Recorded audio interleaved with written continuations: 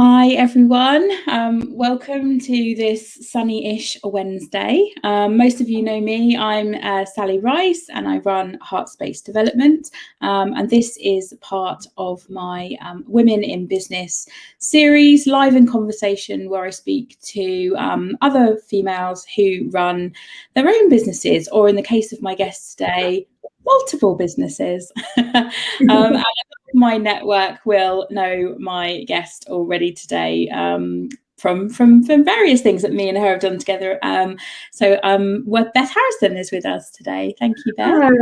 Hi, lovely to be here. Thank you so much for asking me. It's so strange being online with you talking about something entirely different. I was saying to Sally, my nerves are off the scale. It's so funny because you're talking about self, not about other companies. So yeah, so strange.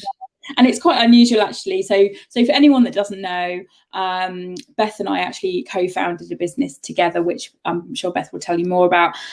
So we speak all of the time. We haven't seen each other all the time, obviously, for the last 18 months, but we do talk all the time. But usually we're obviously talking about our business. So it is actually really nice to be talking about something else, which is cool. So do you want to give a little bit of background, Beth? Obviously, most people know that we did work together at one point. But do you want to give a little bit of background of your kind of pre-running your own business career and how you kind of got to that point of having multiple businesses? Yeah, absolutely. So I worked in corporate industry for 24 years, and that was in the commercial interiors industry. I actually started that journey as an administrator. I took a pay cut, left a job for a local newspaper and joined a different company just because they sounded really fun and they were a design company. So I actually took a pay cut for that role, and it was as the assistant to the design administrator. And I literally worked my way up in 24 years. And my final position was on the board with Sally, and that was as a sales director.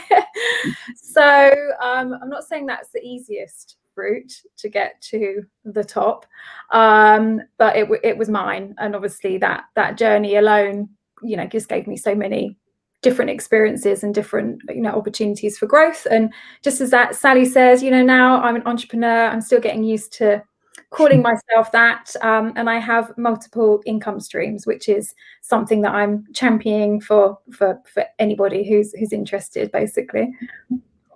Definitely. And so obviously we have been on a similar-ish journey. I mean, yours is different because you were working on your business actually before you left the corporate world, which a lot of women I speak to, they do it as a second business, as a side business, whatever you want to call it. So you were already doing that before you actually left the corporate world. So how was that, I guess? How did you manage that, working those two things alongside each other? And then how was because obviously Heartspace for me is all about that transition from the corporate world into working solely for yourself, which is obviously where we both find ourselves now. So how was that originally, and then how was that transition for you? Yeah, no, that's great. So it's really weird. I don't know how many people know this who worked with me. I know most of our networks are shared and from our common industry, but I actually felt incredibly trapped in my corporate career, and that was actually increased, that feeling of not having anywhere to go. And I'll explain what I mean by that in a second. I never felt that more so than actually when I reached that board position. It was a really strange feeling, and it completely took me by surprise because it was such a huge achievement to work up to that position. And I had this idea of what life would look like when I got there, and I was also promised an awful lot for achieving that. But when I arrived there, none of that came to fruition at all. Rather than kind of feeling, yes, I've made it, I'm a success, I literally, my heart sank, and I thought, oh my goodness, now I understand what that phrase means, the rat race. And I literally felt like I'm stuck now in this pattern for the next 20 years. If I want to have a bigger house, if I want to extend my lifestyle, all that's going to happen is I'm going to need to stay in this job that I don't particularly like anymore, more and more and more, and that's that rat race, that's that that cycle. And it was really strange. Work harder. Yeah, you know, and for what, you know, and I think that was the change for me, was the things that job delivered wasn't enough for me anymore. And I wanted to change that pattern. I wanted more out of life and I wanted that balance. So a friend of mine, she'd already started her own network marketing business, which is one of my income streams and the second income stream that I started. And she was already experiencing this success, you know, and she tried to share it with me loads of times. But I was just so closed off to the idea, you know, because I was a corporate success. I had such a massive ego, but you know, I was the one on my knees crying to her, saying, you know, what on earth am I going to do now, you know? And here she was trying to suggest a better way. So at my lowest point, I actually decided just to kind of jump in. She was somebody I trusted. I believed in her. I could tell it was working for her. So I literally held her hand and let her show me how to do it. And I literally have never regretted that moment. So big thanks to a very good friend of mine, Kate Cannon, for sticking with me and persisting. And then I think, just as you said, you know, the biggest challenge then was, here I am in this corporate career. Yeah, I've already got an incredibly full plate. That was one of the reasons why it wasn't working for me. I was working full time. I was also 100% full-time single parent. I didn't have any spare time. Yeah. But I also wasn't prepared to let that reason for doing it actually be my excuse for not doing it. Yeah. So I just made it a priority, and I just got stuck in, and I just set goals, and I did the activity that I needed on a daily basis. And honestly, Sally, even if that was sending a couple of messages out and doing some activity on the loo at work, I'm not even joking, that's what I did. You know, finding those little pockets of time was enough to get started. Yeah, I mean, I'm doing a course at the moment, and the lady who runs the course, you know, she said she started her side business. She worked from 5 till 6 in the morning. I'm not advocating this for anyone, but she worked from 5 to 6, and then 7 to 8, and then I think at lunchtime, and that was it. That's all she could dedicate, because she, you know, she had children and had this, you know, the same kind of thing. So it's, you know, it's not about necessarily working more. It's about, you know, and people have asked both of us before, you know, how do you manage, you know, different revenue streams? And we can go on to talk about how do you manage different businesses inside each other. But I think it's probably easier than it looks from the outside, or you find the time. You also find the time when you are passionate about making something work. You find the time to make it work, working towards where you want to be with it. So you obviously left the corporate world, and how was that? You know, and you had obviously very good reasons for doing so.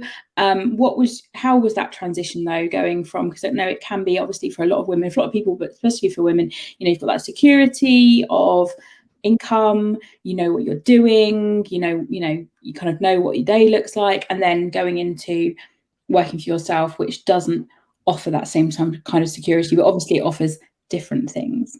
Yeah, I think that by the time I fully left my role, it was during 2020. So obviously that's a very unusual set of circumstances, because I probably had at that moment less on my plate than ever before. Yeah. So a couple of really interesting things happened. First of all, I had more time than ever, and my productivity nosedived because I had loads of time. So I was so excited about being in this new space that I definitely was not making the most of that opportunity. So, you know, write your goals, know what it is that you want to do, and learn how to be self-disciplined very, very quickly, I'd say. Yeah. Obviously, most people do start a business on side or something else. So I guess the same set of solutions to that problem. You know, if you're very short on time, write your goals, know why you're doing it, and then develop the discipline, the self-discipline to get things done. The other question is about money, and not very many people talk about money. Yeah. One of the things that I did last year, especially at a time when I had much less money than I was used to having, I was on this mission for financial freedom. So financial freedom to me is basically having the financial means to live a lifestyle on my terms. You know, and that might be taking as much holiday as I want. My ambition is to have all the summer holidays off, all the school holidays off, and be in a position where I can work, I can carry on my life from anywhere in the world whilst being present for my son and family. So I realized that the easiest step to financial freedom was to spend less money, reduce your overheads. So that was actually what I did. So last year, 2020, I think I don't know what my overall income was, or haven't done that. That will be coming out soon.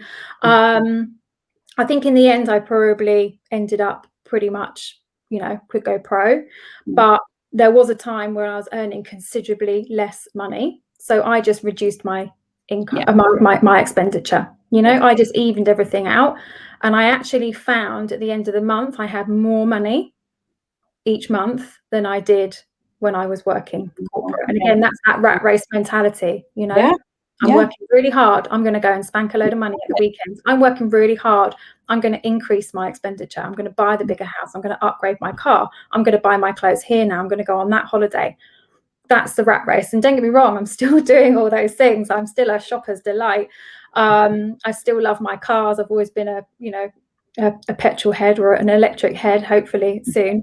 I hadn't really felt like I was missing out on anything, is my point. But I just changed my mentality, my relationship with money, and was better off immediately because of that. So that was one of the other changes. Complete sideline to your question. Sorry. No, I think money's really scared of. Yeah, no, I think it's a really important thing to talk about. I was delivering part one of my course that I mentioned to you earlier on Monday, and one of the big things that we talked about was money mindset. And I've got no qualms in talking about money, and why we want to earn more money, and what that's for. And absolutely, I think it's really important. And I think for anyone who's working for themselves, you need to have the right attitude to money before you embark on that journey. Otherwise, it's it's a big part of why it might not be as successful as you might hope it to be. But so you transitioned into full-time self-employment. Obviously, then the business that we founded together completely took over our lives for a bit. And you, and like myself, you also still do some consultancy work related to our old industry, which is a smaller part of both of our kind of working weeks, if you like. I definitely don't have the working on 3 businesses completely nailed yet. It's a work in progress. But how do you manage? I mean, because I guess the same would apply to whether someone's still employed and has a side job, to if they have different revenue streams like we do. Like, how do you manage that? Yeah, I think ultimately that juggle, that balance, it comes down to I want to do a good job for everybody, and I want to do a good job for me. And I know when I don't feel 100% comfortable with my output, I know that's my signal that the balance is wrong. Yeah. So I think you need to listen to yourself and just be more aware. Okay, because it's very different when you're working. So my consultancy business is but basically offering the services that I gave to my last company, but on an individual basis. I'm currently helping a furniture dealer with their growth. They're already successful, but I'm helping them with their growth. So I am exchanging an amount of money for an amount of time. Yeah. So I'm very, very clear with them what my output is for that time. And if my time changes, my output changes. And I'm like completely 100% transparent with them about that. So I think that's something that you need to do. The other 2 businesses that I own, so the business that Sally and I own together, it's a bit more of a blancmange. There's not necessarily an output clear, but that's a business that Sally and I own outright. So it has for me, it has a slightly different emphasis. And it's the same with my network marketing business. Network marketing business is also this big kind of like blancmange where, your input might be up here and your output that might be down here, but then there's this leveling out, and the balance might actually even tip. And obviously that's what you want. And that is also about then time leverage, where you're being paid and your input is less. So that's kind of my ultimate driver anyway. So I think, listen to yourself, be really kind of clear with your outputs and your commitments to yourself and to anyone else that you might be working for. Don't be scared to change it. So I've probably renegotiated, a contract on a couple of occasions, 2-3 occasions, either on my terms or mostly on my terms. So stick to what it is that you want. And I think overall it's about having goals. What is it that you want? What's most important to you? And I know Sally and I speak a lot about that together in our business. And it might change, but you keep in that focus. Where's your effort? What's your output? What's your expectation? And then I think overall it's about being organised. We love a bit of a very clear. Yeah. I think it's really easy sometimes to feel like you don't have any choices, whether that's leaving the corporate world or doing your business in a certain way or certain commitments to certain clients. I think it's really easy to feel like you don't have a choice. But obviously, the more you move into self-employment, and actually, obviously, leaving corporate or not, the more in control of your own. I don't want to use the word destiny. I don't want, I'm not saying it quite that way, but the more in control of your own agenda, schedule you are.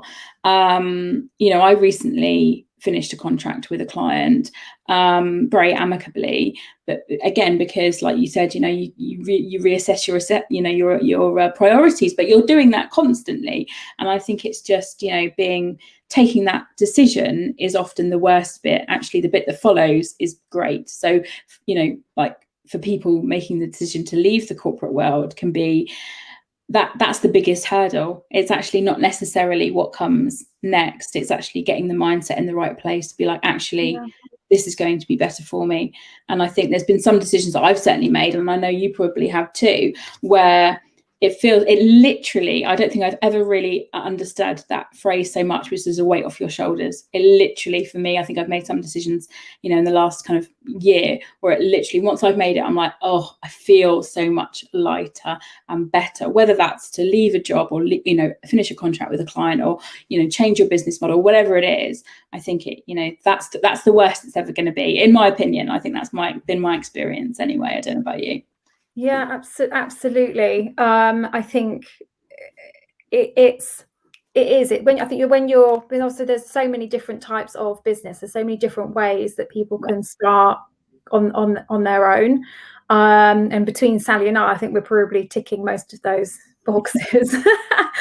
I've got some experience of that, and I think the reason why I have multiple incomes and the reason why I'm championing that is because, for me, we've just been through a global pandemic that no one realized was going to happen. We've never experienced that in our lifetime. And obviously businesses as a whole, I'm not saying all industries, but businesses as a whole have suffered, and individuals have suffered. And I think that it's probably a time, it's like probably the most extreme example, but an example that's affected probably most households in some way financially. I'm talking about careers and income and things like that.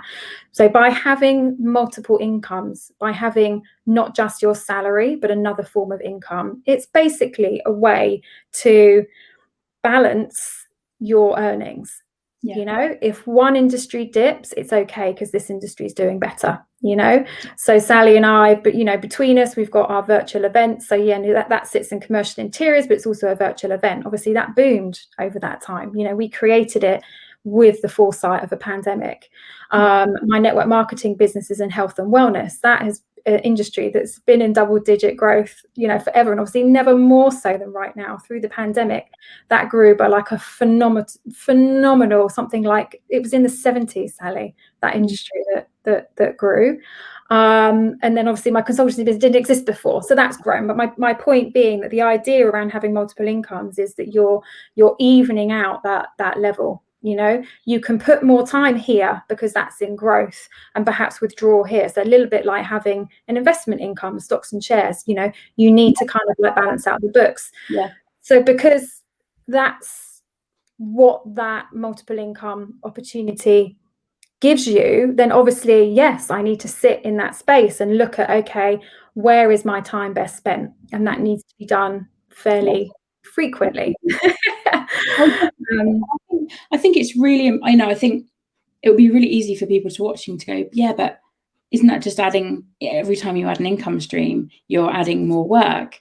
And actually, which I can understand why people would say that, but I'm very conscious that one of my income streams, for example, is quite passive.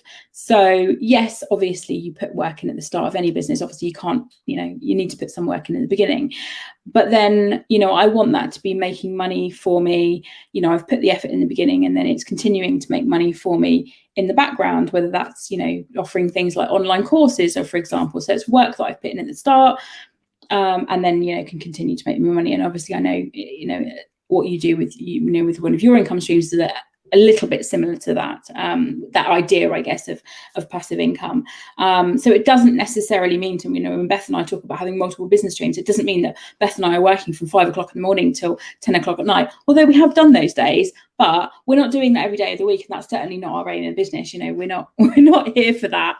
We haven't got time for that. So I think, I just wanted to say, it doesn't necessarily mean more business, more work, because I think that's a really old model that isn't applicable. Yeah, I would almost say that I work less now than I did before. And that's one of the aims I immediately wanted to get from this. Some of the big positive impacts that this way of earning an income, multiple incomes, has had on me is that I take my son to school every day, obviously not on the holidays. I pick him up every day. He's 10. He's not had that from 9 months old. So that's a huge, balance shift that we've experienced. I have more holiday now. No one dictates how much holiday I take. May I do, an hour or two of work while I'm away? Yeah, absolutely. But if that means I get to stay on a beach for longer or travel more.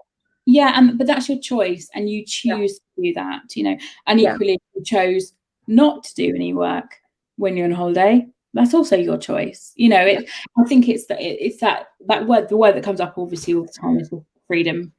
Freedom to dictate your holidays, freedom to dictate your schedule, freedom to dictate your working hours. And I think that's definitely been one of them. And I think the other thing, especially with one of my businesses, it's so incredibly social, on the network marketing business, the health and beauty business, that I don't really want to take a holiday from that because I'd miss it.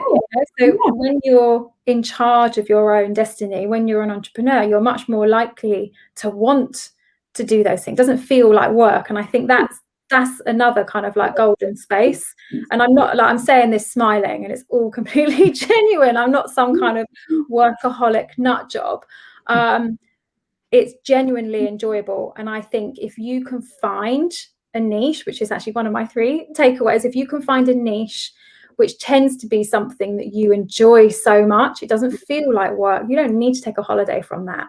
If I could lie on a beach in Greece for 3 weeks working, I'd give that any day, from commuting 3 hours to London back. The day, everything that we put into our businesses is ours, in the sense we're not working for somebody else to make somebody else money or profit. It's all for ourselves, which, if that gives us financial freedom, if that gives us more satisfaction in our jobs, all of those positives, then for me, that was a massive one. Why bust your guts for somebody else when you can be working for yourself and for it to come back to you? I think that was a big one for me as well. But so you've mentioned one of your pieces of advice for people. So I'm all about as you know, Beth, probably better than anyone, I'm all about the practical, tangible, actionable advice and taking things forward. So you've mentioned one of those already, which is obviously finding your niche, finding the thing that you love. What else? What other advice would you give women? Set your goals, and more importantly, write them down. And I would say make different goals. So make some short-term goals. Short-term goal might be giving Sally a ring to find out how she can help you, or giving me a ring to find out what it is that I'm doing. Short-term goals, but then also long-term goals. And I think those mid to long-term goals should be so huge that nothing can shake your focus away from it. And then when you write them down, something magical happens. Sally and I have spent quite a long time talking about our different opinions and shared opinions around spirituality and manifesting. But when you write a goal down, I don't care what side of the science you sit on, it works. It's a commitment. Referring to those goals, and as I said, just making them so big that actually, when Love Island comes on TV, I didn't even give that a second look. What? That's not going to do anything for me apart from eat out time in my life that I would rather spend on myself and my life that I'm creating. So just make your goals big. And then my third one is about personal development. So this is something that I didn't do at all before. And I remember actually Sally and I's joint last MD. I remember he asked me once, what are you reading at the moment? And I came out with a very, very negative answer. I just wasn't a reader. I certainly wasn't reading personal development, but it's something that I've been introduced to from my network marketing company. I now spend time every single day without fail filling myself with some type of knowledge. So that could be learning the new skills that you need to develop for your business, because I don't care what your niche is, there will be skill sets around that you need to develop. So pick up the book, learn from the people that have done what you've done before you, follow their footsteps. So skills training, personal development. And then the other side of personal development for me has literally been filling my mindset with, positivity, learning more about myself, learning more about other people, learning how to communicate. And I think that, strength of mindset is something that, again, you will need as an entrepreneur, because it will surprise you, the people who knock you, who criticize you, it will come from places that you don't expect it. And having that belief in yourself, that unshakable belief, and having that belief in your company and what it is that you're doing, the stronger that belief is, the better you will be. So they're my three. I was just going to dip in on one of those, which was about the goal setting. And Beth's right. Beth and I actually talked about this in my course on Monday, actually, not about you and me, but about the kind of two sides to things like money, for example, or goal setting, in terms of like the more spiritual woo-woo side of like talking about manifesting and the law of attraction and that kind of side of things, which I know which you're very interested in. Obviously, I come from a operational background, very practical. So I think I do wholeheartedly agree with you that if you consciously make a decision to work towards something, whether that's a short-term goal, long-term goal, I think then subconsciously you will take the steps forward to making that goal happen, if you believe in that goal. Of course, obviously you need to wholeheartedly believe in that it can happen. But I think if you don't have that, then you're not necessarily taking the steps, whether you don't believe in the goal or whether you don't set any goals. I think you're not consciously taking the steps forward towards that goal. So I think, we're definitely on the same page. We just come at it from different perspectives. But to be honest, for anyone, I think it's just whatever works for you. If it's both, if it's practical and the spiritual side, the woo-woo side, or if it's either together, whatever works for people, I think. But I think that no, brilliant advice. Thank you. That was really good. And if anyone is interested in learning more about what you do, where can they find you? A bit like me, I think you're everywhere. I'm everywhere. So LinkedIn and also on Facebook, where I know this is being streamed, as Beth Harrison, and also on Instagram. My handle on Instagram is Beth and Alfie's Adventures. That's my son's name. So lots on there about business and also really, I think the difference this way of running life and income has had, the positive impact difference that it's made daily. So thank you so much, Sally. No, it was lovely to have a chat. And to be honest, like we said at the start, it was lovely to have a chat about something different, wasn't it? Yeah. Not much events for a change, but no, it was really lovely to catch up, and I hope everyone enjoyed it. I saw a couple of people have been watching live, and I know a lot of people watch on catch up, so do get in touch with Beth if you're interested about any of the things that she's been talking about, or equally if you're looking to transition from the corporate world into setting up your new business. I'd love to hear from anybody about that. But in the meantime, enjoy the rest of your Wednesdays. Thank you, Beth, and yeah, see you all soon. Take care. Bye bye.